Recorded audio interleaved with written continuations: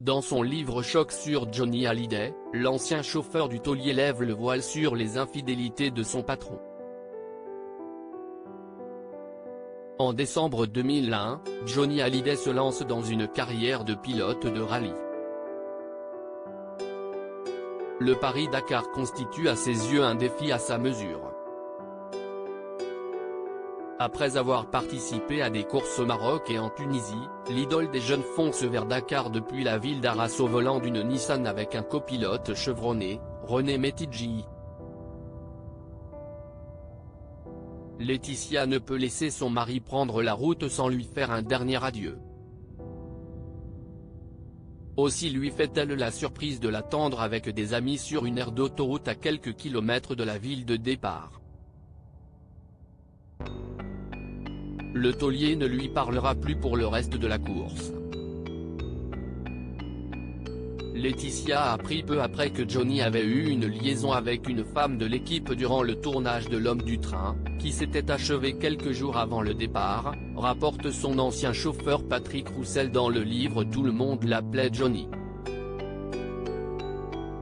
À partir de ce moment-là, elle a refusé de répondre aux appels de son mari. Son mutisme tourmentera le chanteur tout au long du rallye. S'il arrive en 49e position à Dakar, Johnny Hallyday ne se laisse pas démoraliser. Le président du Sénégal, Abdoulaye Wade, l'invite à sa table. Une récompense bien méritée après 3 semaines à la dure. Patrick Roussel raconte, durant toute la soirée, la fille du chef de l'État a fait du charme à Johnny, mais celui-ci s'est montré indifférent. C'est que le chanteur n'a pas oublié le silence dans lequel se mure Laetitia Hallyday.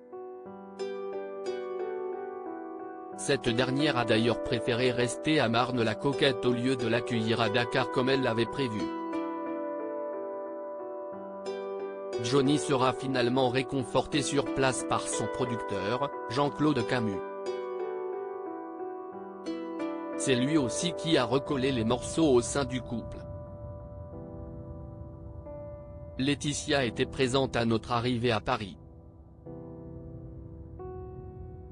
Johnny et elle n'ont pas échangé un mot dans la voiture qui les ramenait chez eux. Au bout de quelque temps, tout est rentré dans l'ordre, conclut son ancien chauffeur. Cette autre infidélité que Johnny Hallyday a passée sous silence en 2006, Johnny Hallyday et Patrick Roussel se retrouvent coincés en Suisse après un concert. Une voiture les emmène alors à l'hôtel Métropole de Genève pour y passer la nuit. Au cours du trajet, Johnny m'annonça, « Ce soir, nous sortons au Velvet ».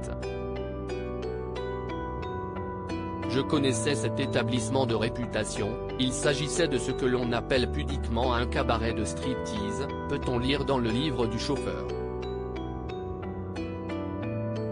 Après quelques verres, le chanteur et ses amis s'installent dans la suite du Métropole, qui était en réalité un petit appartement. Patrick Roussel, lui, se poste à la réception pour accueillir les invités de son patron.